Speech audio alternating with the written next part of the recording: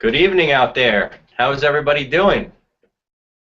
I'm Dr. Marco Ferrucci. If you guys don't know me already, um, I wanted to do a few announcements before we start this. You are at Health and Wellness Wednesdays, our webinar series. If you have any questions throughout this entire talk, we have multiple places that you could go to. If you're on the Hangout right now, on the Google Hangout, there should be a text box on the bottom right corner of your screen that would say text to chat or something along those lines. If you're on Facebook right now, you could Facebook me. Facebook name is Marco Ferrucci. You could Facebook any of your questions there. I will get them directly on my phone, and I will answer them directly for you. And then if you're on YouTube itself, you can write a question in the YouTube box. My colleague here, Robert Allen, is going to help us. Robert Allen is my producer for this segment, and you questions or for any comments. If Robert wants to introduce himself right now, he can. Yeah, I'll be. Hi, everyone. I'll be here wrangling all the questions that come in for Dr. Marco during the webinar. So you may hear me pop in and out at some point. Excellent. Thank you so much. So for some of you that may be new here, what the heck is Health and Wellness Wednesdays? It's something I created starting in January. I started to do these health and wellness seminars every other week at Caldwell College. And it was great. I had some great guests there, had some great topics there. But one of the biggest points that were brought up was that people wanted to be able to see this online, or they wanted to not have to travel to Caldwell College to see it. So I decided to take these Health and Wellness Wednesday seminars out of Caldwell College and bringing it online to the online audience. I felt like there would be a lot more of an audience that could be seen online. So that's really where Health and Wellness Wednesdays came from. And we're calling this the webinar series because I'm going to be doing these pretty often. And today's topic is about emotional wellness. Today, unfortunately, is September 11th. Could be fortunately, could be unfortunately. This is a very emotional day for many people. Some people lost loved ones, some people lost friends, some people were just at the site when it happened and luckily got out of it, and now they have a hard time forgetting it. So it's an emotional day, so I figured why not use this day to talk about some emotional wellness tips, because it's okay to remember this event. It's okay to even be a little upset about this event, but it's not okay when these type of events that happen affect your overall health. That's where it starts to get towards that the area that we don't want to be in. So it's okay to think about these emotional times, but we don't want it to affect our health. So as you know, today's topic is tips for emotional health. So I always start with my agenda. For every talk that I do, I want to get on the same page with you guys. So anything that I go over, I want you to be able to be on the same page with me and know that it's about to come. So in order to talk about just wellness in general, not just emotional wellness, we need to understand what are some stressors in our life that could affect our wellness. So we're going to discuss the three major stressors in our life.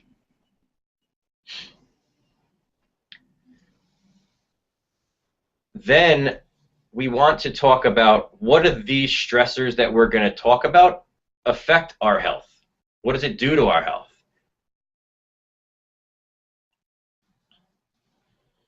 Then we want to understand how our emotional states relate to our health.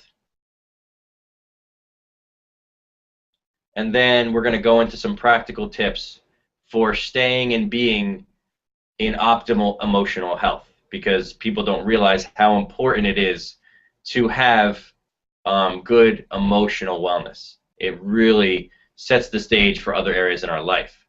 So what is stress?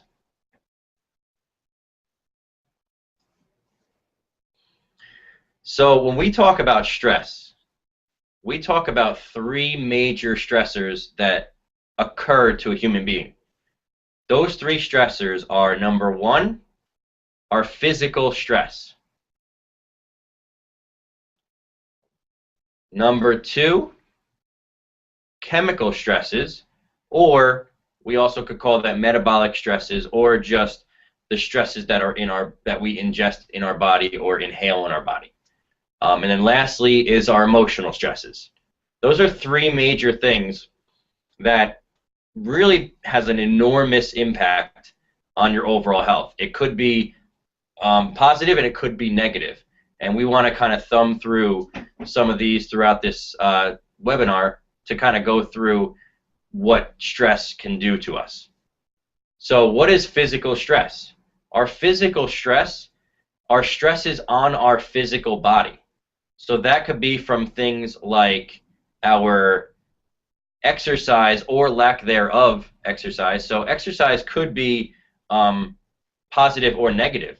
You know, there's some people out there that exercise too much. They put so many hours onto their body, and then it ends up actually being negative on their overall health rather than positive. So there is too much exercising, and then obviously not exercising enough is also a negative stress on our body. So that's something we want to think about. Then you got to also have to think about your posture. I talk about posture probably in every webinar that I do, in every talk that I do, in every meeting that I have with somebody, because posture is the window to your spine. And the window to your spine, meaning that what's going on the outside is also going on the inside. So if we sit there and we have horrible posture, unfortunately that means we have a lot of stress on our spine, which when you have stress on the spine, it puts an abnormal stress on the nervous system, which is our control center. And then when there's stress on that system, now we're going to start to display some symptoms in our body. Could be a pain, it could be a weakness, it could be getting sick. It could be a totally thing that we don't even think about, like becoming depressed. These are all nervous system changes. So when you don't have good posture, that's just one big indication that you're having stress in the nervous system as well.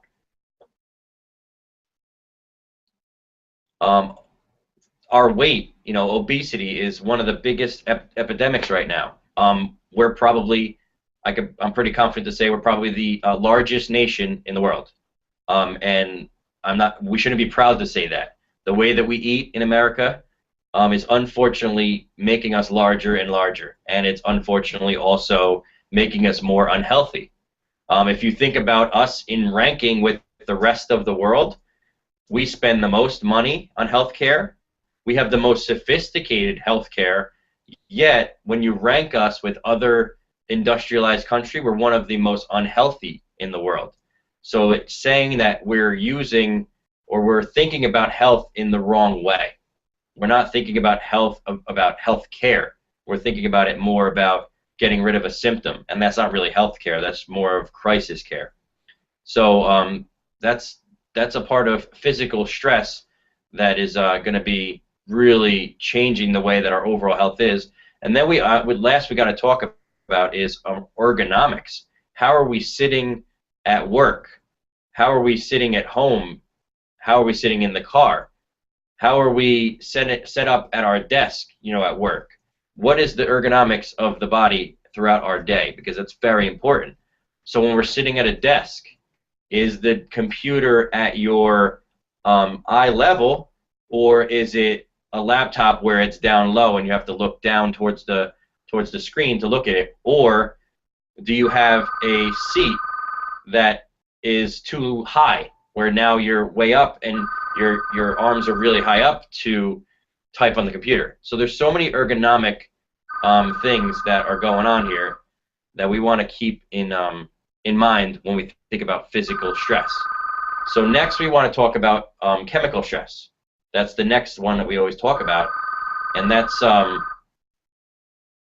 important to know because That's the stress that we ingest into our body. So that could be anything from the foods that we eat to the drinks that we're putting in our body.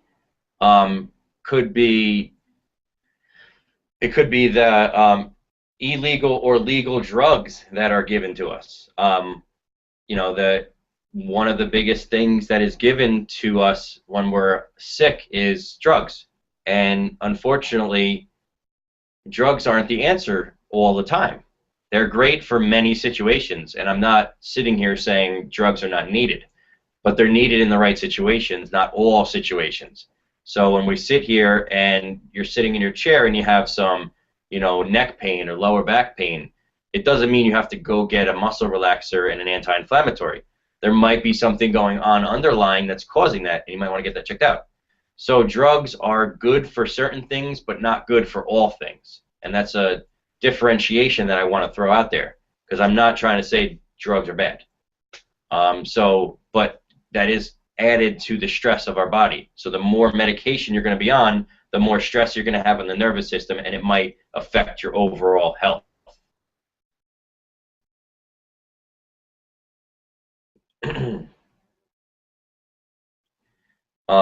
Alcohol goes in with the same category as drugs, but alcohol is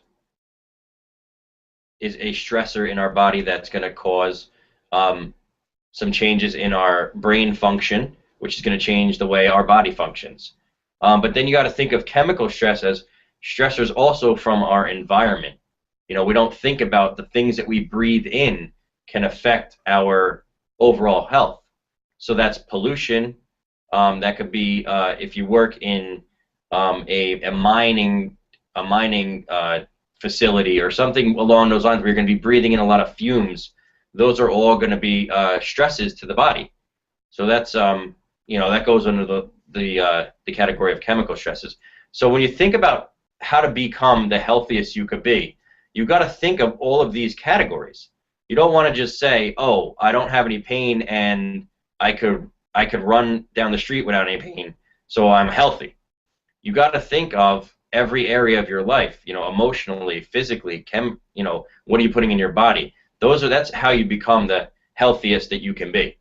And that's really what I want to reiterate to people, is it's not about, not having a symptom. It's about having balance and wellness in all areas of your life.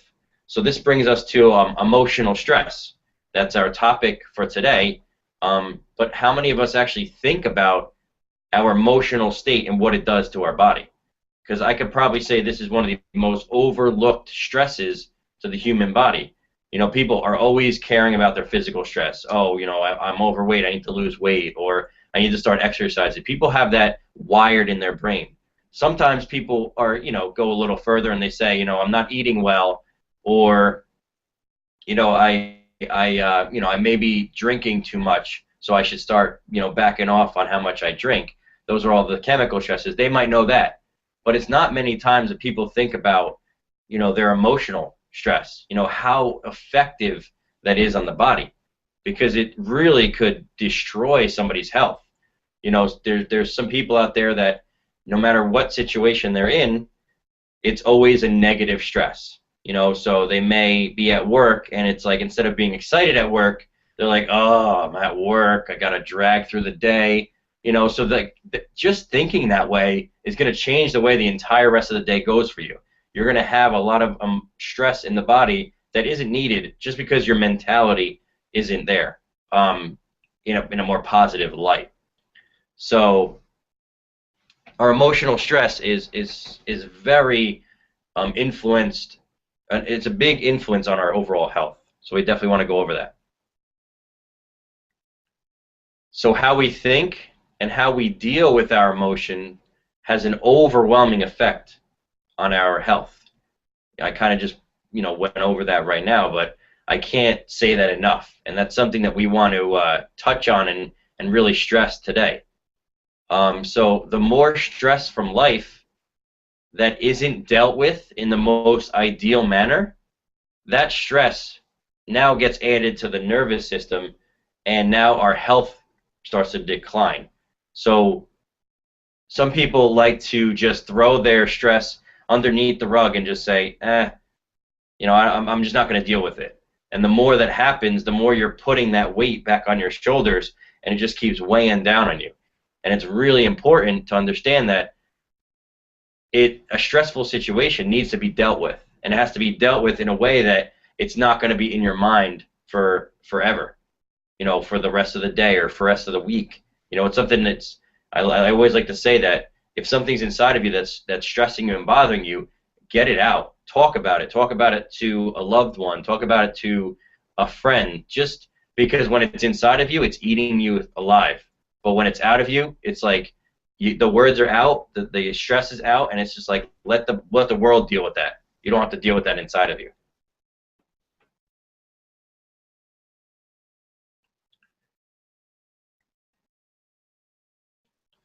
So we keep talking about stress. We talked about physical stress. We talked about chemical stress. We talked about emotional stress. But what does the word stress, or what does these stresses actually do to your body? Because there's actually a stress response in our body. The more stress that we start to have, there is a reaction in our body. And I want to go over some of those things because it's very important to know.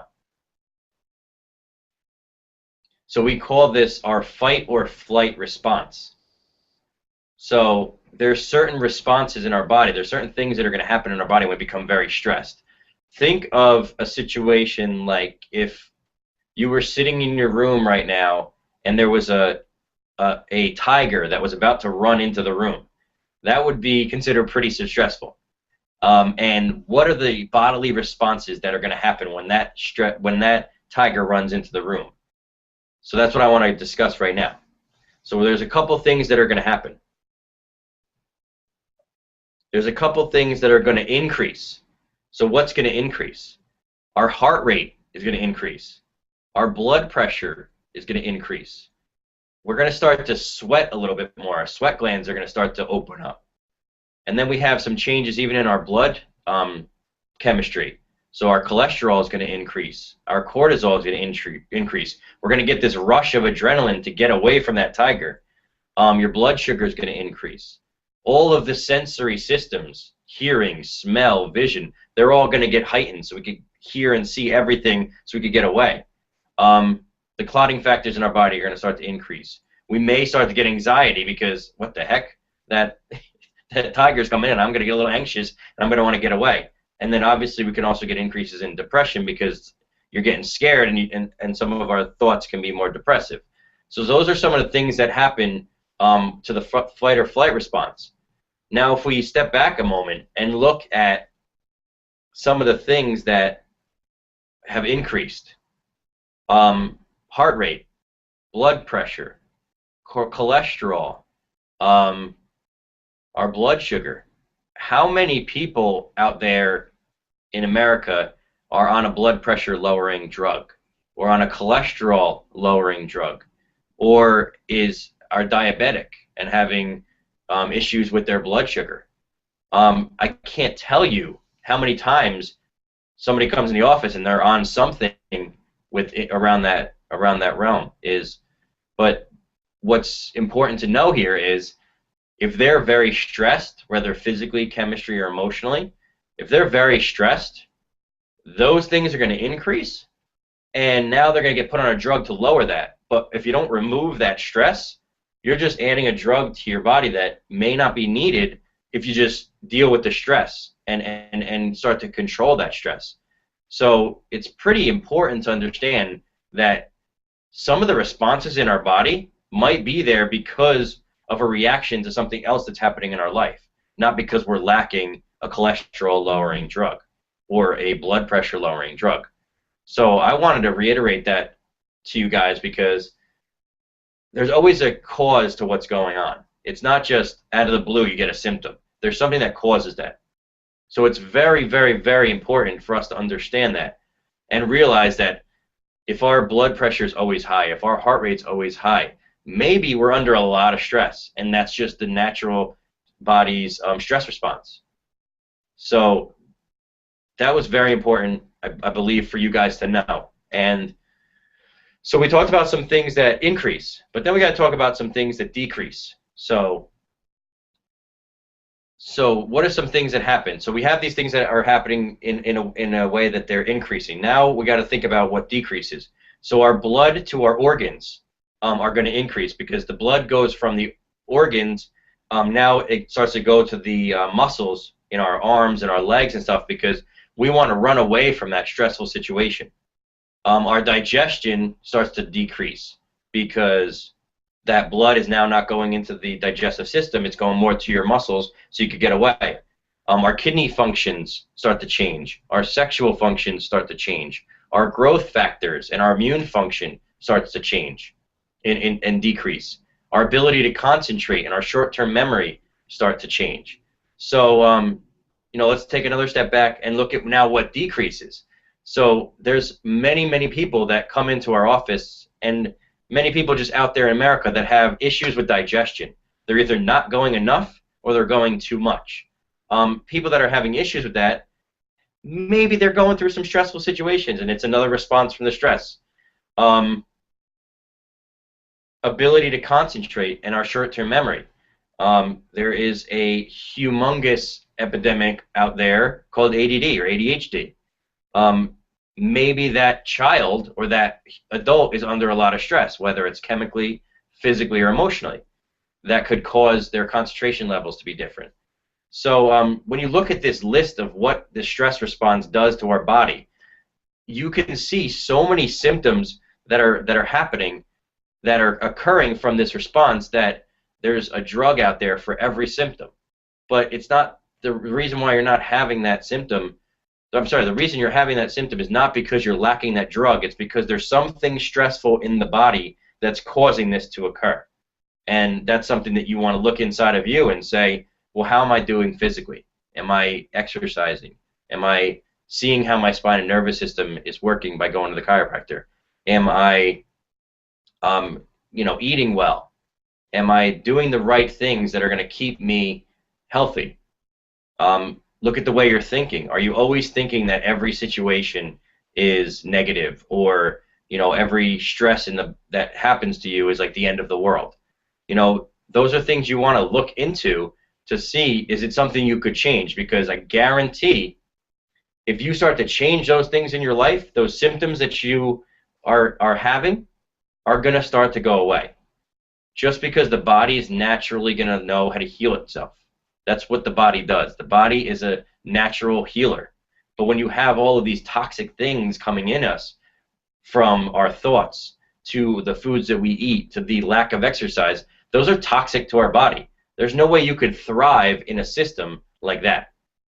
So it's important to know that the symptoms that we're having could be a part of stress and a part of the stress response. So I call this next slide the neurology of thought, because the way that we think is actually under control of our nervous system. So believe it or not, there is a difference in the way we think on the left side of the brain versus the way we think on the right side of the brain. So it's really powerful to know this, because we all have an imbalance in our nervous system, in the brain more specifically, where one side usually is stronger than the other. So if you are somebody that has a stronger right side of the brain versus the left side of the brain, you're going to think differently than the person that has a stronger left side of the brain compared to the right side of the brain. So we can be wired to think more negatively versus positively. And it's important to know, because if you know that you have this stronger function on the right versus left side, it's something that we could work with as chiropractors and as doctors to try to balance that out. So let's talk about the right versus left brain. So the right side of the brain is your cautious side of the brain. It's the side that is going to be very leery of things. It's going to say, maybe we shouldn't do that because it's not the safest thing. So if you are stronger in the right side of the brain, you're going to be that cautious person, or that fearful person that is always going to make decisions based on a fear or a negative thought. Whereas the left side of the brain is the opposite side. That's our go-getter. That's the one that's going to want to be positive, and that's the one that's going to want to think about things in a positive way. So it's extremely important to understand this, because sometimes we are wired to think a certain way. Doesn't mean that it's okay to think like that. It just means that the way that we've developed in our life has brought us to this, and that might be a little bit more negative versus positive. And this thought about the neurology of thought is huge for people that are, because people that are depressive tend to be more strong on the right side of the brain, weaker on the left side of the brain. So if we start to do some things with you to strengthen up and balance out those parts of the brain, the depressive symptoms start to go away. And I can't tell you how many times it happens in a chiropractic office. It's amazing. So let's talk about the vicious cycle, because there is a cycle that happens here. So when we start to have changes in our nervous system, the nervous system might change when we have these emotional imbalances. So now we have the nervous system imbalances affecting our emotional state.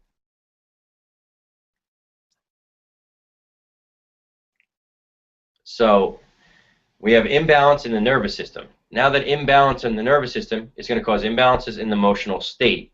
Now that the emotional state starts to give us the inability to deal with our stresses optimally. So now we have this stress that we don't know how to deal with, or we're not dealing with optimally. So now that increases our stress because we're not dealing with it, and that increased stress response causes more of an imbalance in the nervous system. So we have this cycle where nervous system causes imbalances in our emotional state. Now we have to deal with these stresses, and if we don't do it optimally, now we're increasing that stress. The increase of the stress is going to cause more. So unless you start to deal with the things that are causing this vicious cycle, it's just going to keep reiterating itself. And then now that's how we could start to diminish our health in the long term. So we want to make sure we stay away from that. So our food for thought. What is our food for thought? Research has suggested that what we eat affects our moods. So it's important to understand that we may be having an exaggerated stress response because of the foods that we're putting in our body. For instance, a food sensitivity. There's a difference between a food sensitivity and a food allergy. Most people think of food allergies when they think of sensitivities to food. So a food allergy is the classic, you're allergic to peanuts, you have peanuts and your throat closes, or you get hives all over your body. That's an allergy. That's a hypersensitivity to that certain thing. There's a big difference between an allergy and a food intolerance or a food sensitivity. A food sensitivity could be that you eat a certain food and you're exhausted afterwards, or you eat a certain food and you start to get a headache about a half hour later, or you eat a certain food and you're in the bathroom 10 minutes later because you have the runs. Those are actually intolerances to the food. It's your body giving you a sign that it's rejecting it. Unfortunately, there is a gut-brain connection. When we have issues in our stomach and we have sensitivities in our stomach, we also could cause issues with our nervous system and our neurology. So understanding our food sensitivities is extremely important to know. And there's a certain hormone called serotonin. And that's our happy hormone. That when we have high amounts of serotonin, we're happier. Where if we have lower amounts of serotonin, we start to be more on the depressive side of the spectrum. And guess where 90% of your serotonin is made? In your stomach, or in your gut, as we call it. So if we're having gut issues, and I can't tell you how many people have gut issues and they don't realize it, but when you start to have gut issues, now you're messing with the serotonin levels, and now you can actually get depressive states, or you can get changes in our thought because of sensitivities and gut issues. So it's very important to know, and not many people out there are thinking that what they're putting in their body could actually affect the way they think, and it is 100% true that it does. So what do food intolerances do to our body? Food intolerances will end up causing gut inflammation. Now, gut inflammation is going to cause a decrease in that serotonin production. So now you don't have that serotonin production, which is increasing your risk for depression. Also, what gut inflammation is going to do is we have this gut lining that blocks food and antigens and foreign things going from your stomach to the bloodstream. But when you have a lot of inflammation in your stomach, it could cause those barriers to start to loosen up or start to break down. And now that allows things that aren't supposed to go through the stomach into the bloodstream because it's not protecting it. It's like keeping your door open for bad guys to come in. So what that could cause, besides the depression, is it could cause autoimmune disorders like thyroid disorders or what's another one we can talk about? MS. That's a nervous system one. It could cause, believe it or not, diabetic symptoms. It could cause rheumatoid arthritis. That's usually due to a stomach that isn't functioning very well. So there is definitely a connection between your gut function and the way we think and the way our nervous system functions. So it's not just the brain. There is a connection with other areas of the body as well. So what are some tips we could give you now for increasing your emotional wellness or optimizing your emotional health? So this is a huge one. Some people may have heard this before. Some people may think this is the craziest thing they've ever heard, but we have to be aware of what is reality versus what is the story that we're creating about reality. So what the heck does that mean? The reality. Let's give a certain situation. So let's say that you are in an argument with a loved one. So let's say the argument is about cleaning up the dishes. You know, the wife is mad at the husband because he didn't clean the dishes. So the reality of the situation is that the husband did not clean the dishes, and they're arguing over the fact that he didn't clean the dishes. But the wife could have this background story that's going on that's saying, my husband doesn't care about me. He doesn't think that, you know, he doesn't love me because he's not cleaning the thing. So he could have this, they could have this whole story behind them, behind their thoughts, saying that, you know, nobody cares about me and all this stuff. So you got to be realizing what was the reality of the situation versus what are you adding on top of that to make it even more stressful. And this is huge because this could totally calm down your stress in a certain situation. You know, and we all have this inner child, let's call it, inside of us that says either we're not good enough or we're not smart enough, or, you know, there's always this little child that is like, wasn't good enough out there, that is running a lot of our thoughts. And I know this may sound a little crazy, but it's true. You know, if you think about a certain situation that always stresses you out, think about, like, why is it stressing you out? Like, break it down. And I guarantee you could get down to an underlying layer of you weren't good enough for somebody, or you didn't, you know, that person didn't show you enough love or something like that. So being aware of your reality versus what your story is or what this background noise is can totally change your emotional state. And I hope that makes sense to you, and if it doesn't, please throw me a couple questions or comments about that, because that is so big to grasp, because it could really get your thoughts and your emotional stresses in order, because you could really start to differentiate, like, okay, so is this really something I should be stressing about, or is it really something that I'm exaggerating the truth about and it's stressing me more? So get aware, or be aware, I'm sorry, of your reality versus what you are making up about that reality.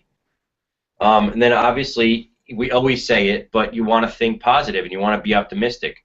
Look at every opportunity that you have as a way to grow or a way to get something out of this. Even if it's a bad situation or a negative, normally would be a negative situation, look at it and see what can I learn from this? What can I get out of this in order to make it positive? Because not everything negative has to be negative. Every stress in our life and every situation that we get into, you can learn from that and grow from it and become stronger from it. So it's very important to know. And then recognize your emotions. If you know that certain people or certain situations make you a little bit more stressed or a little bit more emotional, be aware of that so that when you are around that person or when you're in that situation, that you can recognize that you're going to start to get a little bit more stressed, and you could try to organize your thoughts and think about why are you reacting in this way. Maybe it's something that is between you and another person that you never resolved. And if you never resolve that, you're always going to have a negative tone of how you react to that person. So it's, look at the people in your life, and is there people in your life or situations in your life that you need to hash out, whether it's something, maybe a fight that you had with somebody that you never got over, or having a situation where you're not expressing yourself the way that you would want to in front of a certain individual. Those are huge things that would really take a stress off your emotional state. And then express yourself appropriately. You want to make sure that when you are in an emotional state, that release of that emotion is appropriate, and you're not like blowing the lid and going crazy. Like, maybe just sit there for a moment, think about that situation that's stressing you, and figure out a way to get out of that in a way that it's going to be positive. So, is there somebody that you need to talk to? Is there something that needs to be hashed out? Like I said, but express it appropriately.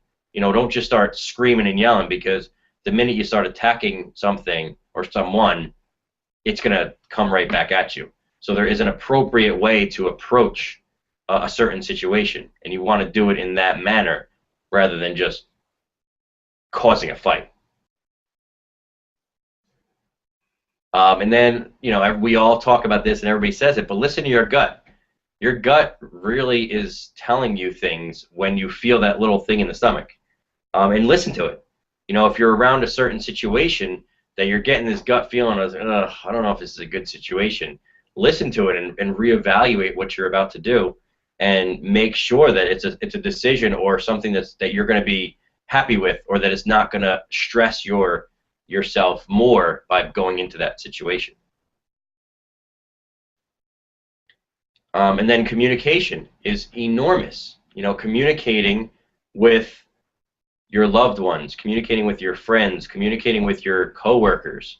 If you have anything inside of you that's stressing you about that person or situation, you need to communicate that with them, and not in a way that's going to destroy or burn bridges.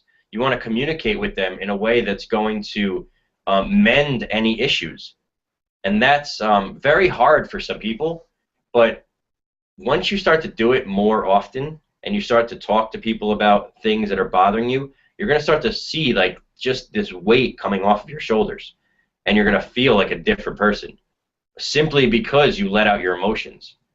And then lastly is becoming aware of and removing food sensitivities, because food sensitivities are so huge and cause such an array of problems for people that they don't realize it, and now they're perpetuating the problem by keep eating that food that you're sensitive to. So there are ways to find out about those food sensitivities. There's certain tests out there. There's certain blood tests and or other tests that you can do I like to say the best way to do it, where you don't have to spend all this money on other testing, is remove foods that you think you may be sensitive to for, say, a month. See how you feel while you're off of it, then add that food back in your life. And if you feel like garbage afterwards, if you're getting headaches, if you're always in the bathroom, if you're starting to get depressed, um, then remove it. That that's something your body's reacting to, and remove it. That's the easy and cheap way of doing it. The more expensive way and the more comprehensive way is to get tested. Some people may and may not want to do that. So it's important to know what are those sensitivities, and how to remove it, and when to remove it. So those are some amazing, great tips for you on how to stay emotionally healthy. I think that is the, oh, all right. Oh yeah, got our last one. Missed that one. I apologize. So don't stress the small stuff. And it sounds so basic, but I like to say pick your battles. If you're gonna have a stressful situation and you're gonna have an argument or a fight or anything with anybody, pick your battles. Like, make sure that the battle is gonna be worth it, and it's not like this little tiny thing that you're blowing out of proportion. And I know that sounds hard to do, and it looks easy, but it just comes with practice and being in tune with yourself. And we all understand our emotional states more than anybody else, and you know what's going to set you off, and you know what's not going to set you off. So being in tune with that and hashing out different emotions that we may have is really what's going to move you along into a more healthier emotional health. So it's very important to know, and I hope that some of the tips I've given and some of the advice that I've given has opened your mind just to at least a new way of thinking about our emotional state. I obviously invite questions right now. I hope that somebody has questions about what we have gone over, or if you don't, or if you're shy of not wanting to share it right now, please contact me by my email or by phone. All of my contact information is right on the screen. My email is drmarco@thechiropracticsource.com, and I would love to just continue this discussion with you, and I hope that it's something that has sparked something inside of you, because our emotional state is so important, so important, and you can't live healthy if you can't think healthy. So it's something that I think a lot of us put on the back burner, saying, I'll deal with it another day, or I'll deal with it another day. But each day that you add on that you're not dealing with it is another day of stress and another day of decreased health. And if you start putting it away for days, then that becomes months, then that becomes years. And if you're holding on to something or holding on to emotional stresses for years, that's not going to be healthy for you. And there's no way you could